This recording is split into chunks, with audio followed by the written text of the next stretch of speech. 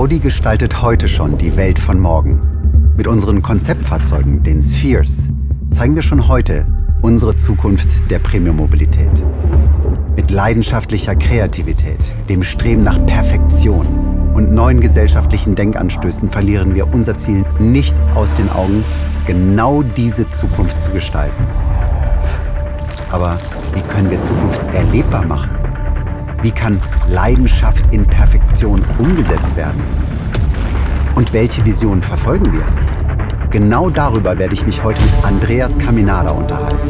Er ist Gastrovisionär, 19-Punkte-Chef, Autor und Besitzer von mehreren Premium-Restaurants rund um den Globus.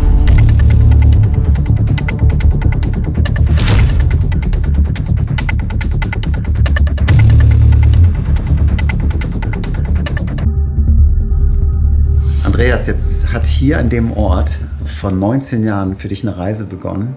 Erinnerst du dich noch, was vor 19 Jahren deine Vision war?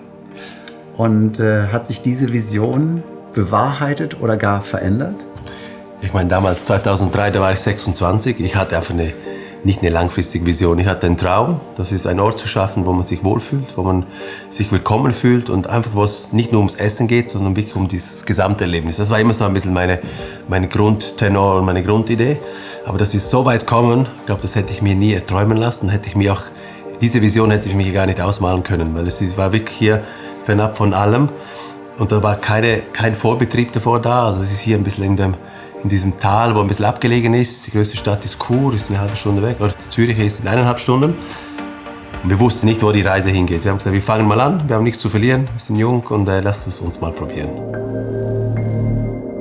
Was aber vereint, ist ja eben dieser Wunsch, Zukunft gestalten zu wollen und Zukunft auch nicht als etwas Unheimliches zu empfinden, sondern eher als eine Chance, als eine Möglichkeit. Und darum liebe ich es auch, umgeben zu sein von Menschen, die das bei Audi auch so leben.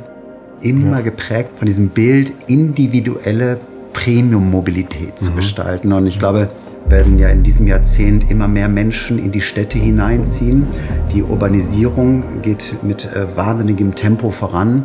Und die Verdichtung der Städte hat natürlich eine direkte Auswirkung auf die Mobilität. Ja, natürlich. Ja. Und da immer wieder Lösungen anzubieten, das vereint uns ja auch, weil es am Ende die Vorstellung ist, einzigartige Erlebnisse zu gestalten. Am Ende des Tages bewerben wir uns mit unserem Traum und unseren Ideen und unseren Inhalten um die Lebenszeit von anderen, die sie uns schenken, indem sie das, was du hier an dem Ort für sie kreierst, genießen wollen und was wir in Form von individueller Mobilität gestalten, genießen wollen. Ja, das ist ja spannend, das muss ja immer weitergehen, oder? Hier ja auch, man hat was erarbeitet, aber man will ja, dass es nachhaltig ist und dass es wirklich so bleibt und das auch verbessert wird. Und deswegen, das ist schon das Streben, eben, dass man in die Zukunft schaut, dass man vorangeht, dass man immer halt probiert. Wir haben eine gewisse Leaderposition auch in der Branche und die Leute schauen auf uns auf und ich habe immer das Gefühl, wir rennen so ein bisschen wie vorne weg oder wir probieren das zu machen.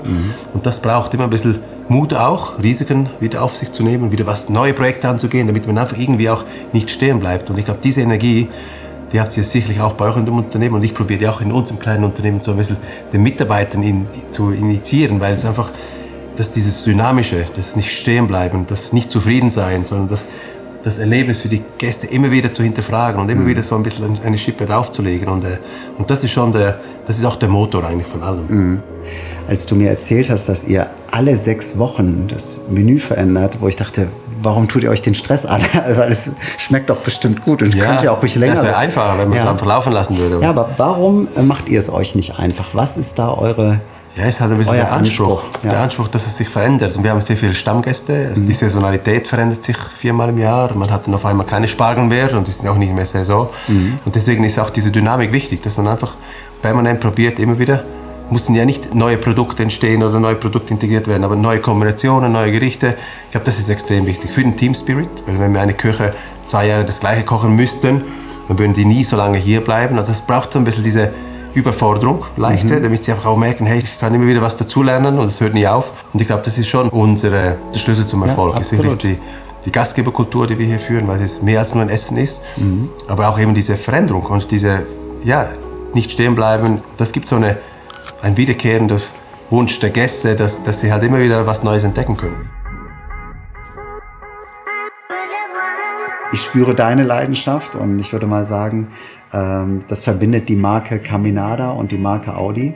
Denn beide Marken existieren nur, weil Menschen mit Leidenschaft diese Marken prägen und leben. Und beides Marken, die eine intrinsische Motivation haben, auch morgen noch einzigartige Erlebnisse. Auf jeden Fall, ja. Die Zukunft hat keine strikte Rezeptur.